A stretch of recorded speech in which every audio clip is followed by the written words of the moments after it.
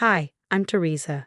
Ever had that feeling where life finally starts falling into place, only for the universe to throw you a curveball? Well, buckle up because this story is a roller coaster. 3 years ago, I swapped my nursing scrubs for a business suit and opened Vista Art Gallery in downtown Portland. Best decision ever. The gallery's booked solid 6 months ahead, and I've built an incredible community of local artists. Fun fact, the divorce settlement from Derek helped kickstart this dream. Probably the only good thing to come out of that 8-year train wreck of a marriage. Oh, Derek. Where do I even begin? Imagine the ultimate mama's boy corporate lawyer, then multiply that by 10. His world revolved around his family, especially his mother, Barbara. That woman could make a monster-in-law look like a saint. Nothing I did ever measured up. My cooking? Wrong. My career? Unworthy. Even the way I folded their precious family tablecloths didn't meet her standards. And don't get me started on Karen, Derek's sister. She'd waltz into our home unannounced, picking apart everything from my decor to my selfish decision to focus on my career instead of popping out grandchildren. The final straw. Derek started sneaking work documents home for me to review during my hospital night shifts. Turns out, he was using my medical expertise to build cases against healthcare providers without my consent or offering a dime in compensation. Ethical, right?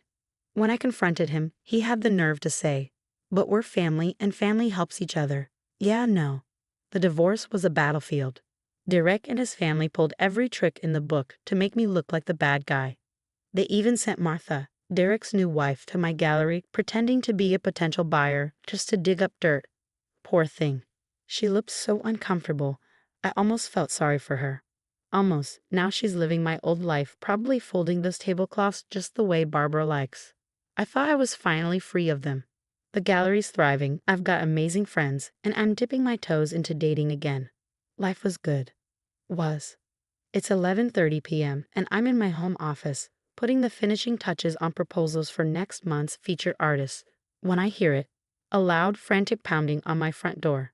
My security camera feed shows the unholy trifecta. Derek, Karen, and Barbara. On my porch, looking desperate and angry. The pounding gets louder. Teresa. Open this door right now. You owe us this. Karen's shrill voice cuts through the night. I grab my phone and hit record. I'm calling the police if you don't leave. I yell through the door. Just talk to us. Derek pleads, trying to sound reasonable. I know that tone. It's the same one he used in court. Mom's sick. She needs you. Whatever this is, the answer is no. Leave before I call the cops, I say firmly. Barbara's voice, weaker than I remember, cuts through the chaos. I have cancer, Teresa, stage 4. They're giving me 6 months. I freeze for a moment but shake it off quickly. I'm sorry to hear that, but it's not my problem. You're a nurse, Karen shouts, slamming her hand against the door. You took an oath. You can't just. I'm an ex-nurse. I snap, my voice sharp. And that oath doesn't mean I have to provide personal care to a hostile ex-family. Personal care? Derek's voice rises. She treated you like a daughter. After everything she did, I retort. Like telling the divorce court I was an unfit wife because I worked nights, or spreading rumors that I was stealing drugs from the hospital. Karen starts kicking the door. You ungrateful little, thank God for Tom, my retired cop neighbor. At 65, he's still as intimidating as ever, especially in his security guard uniform. He shows up right as Karen starts kicking my door. This is a private matter, Derek begins, but Tom cuts him off with a steely glare. Private property, past 11 p.m., visible damage to the door. Doesn't look private to me. Karen's voice rises to a shriek. She needs to help our mother. She's dying and Teresa's too selfish though. What I'm seeing, Tom interrupts, is 3 people harassing a woman at her home. I've got Seattle PD on speed dial. Wanna test how fast they respond to a retired officer's call. Barbara starts to cry, but where her tears might have swayed me years ago, now they just fuel my anger. You have professional care options, I say through the door. You're choosing not to use them. That's not my problem. This isn't over, Karen spits. Oh, I hope you try something, I reply, holding up my phone. Everything's recorded, including the door damage. Try anything else, and I'll file for a restraining order. They finally leave, Barbara sobbing dramatically while Direct practically carries her to the car. Karen turns back to flip off my security camera, the final petty flourish of the night. By morning, my lawyer has the security footage, door repair estimates, and restraining order paperwork ready to file. Karen's obscene gesture is the cherry on top of my evidence sundae. You'd think that would be the end of it. It wasn't. 2 days later, a social media storm erupts. Karen posts a sob story on Facebook about the heartless nurse who abandoned her dying mother-in-law. The post goes viral in our local community groups, and suddenly my gallery's review pages are flooded with 1-star ratings from strangers calling me every variation of cruel and heartless. Then a private message pops up from Martha. Can we meet somewhere private? There's something you need to know. We meet in a coffee shop 3 towns over. Martha looks exhausted, wearing sunglasses indoors and flinching at every sound. They don't know I'm here, she whispers. Barbara's refusing hospice care. She fires every nurse they hire, saying only you were good enough. But that's not the real reason. She slides her phone across the table. It's their family group chat. They're drowning in medical bills, Martha explains. Barbara's insurance won't cover private nursing, and they're too proud to accept state assistance. They figured if they could force you to quit your gallery, it would solve both problems, free nursing care and revenge for the divorce. I stare at her stunned. I can't believe I got dragged into this mess, she says, her hands shaking. Karen's completely unhinged.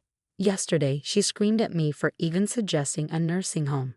And speaking of Karen, she escalates. First, she stands outside my gallery, glaring through the windows. Then she starts coming in during business hours, whispering to customers about how I'm letting her mother die. Sales drop by half. You need to document everything, Sarah, my lawyer friend, advises over lunch. Every post, every visit, every lost sale. We're building a harassment case. I install extra security cameras and give my staff panic buttons. A good call, because Karen finally snaps. It's a busy Saturday afternoon during a major gallery showing. Karen storms in, screaming about family loyalty and karma. Leave, Karen, I say, keeping my voice calm. Instead, she grabs the nearest sculpture, a $122,000 glass piece, and hurls it against the wall. How's it feel to lose something you care about? She shrieks, reaching for another piece. My assistant hits the panic button as I start live streaming on my phone. Karen's rampage continues, destroying artwork left and right, her screams about Barbara's suffering echoing through the gallery. Customers scatter, some filming everything. Police arrive within minutes. They cuff Karen as she continues ranting, calling me every name in the book. But one thing she screams sticks with me. We're losing the house. Are you happy now? Mom's dying, and we're losing everything. I should feel bad. Instead, I remember every family dinner where they belittled me, every cruel comment during the divorce, and every smug smile when they thought they'd broken me. The courthouse is a circus. Karen's meltdown video hits 2 million views and reporters swarm. She takes a plea deal, 6 months in jail, mandatory anger management, and full restitution for the damaged artwork. Her mugshot, mascara streaked and tear-stained, becomes a local meme. Meanwhile, Derek scrambles for damage control at his law firm. Turns out, potential clients aren't exactly eager to hire a lawyer whose family harasses small business owners. Derek's biggest clients jumped ship after someone dug up the restraining order and linked it to the gallery incident. His law firm's partner called an emergency meeting, and now Derek's practicing out of a tiny strip mall office wedged between a vape shop and a pizza place. Barbara, meanwhile, finally got the wake-up call she desperately needed.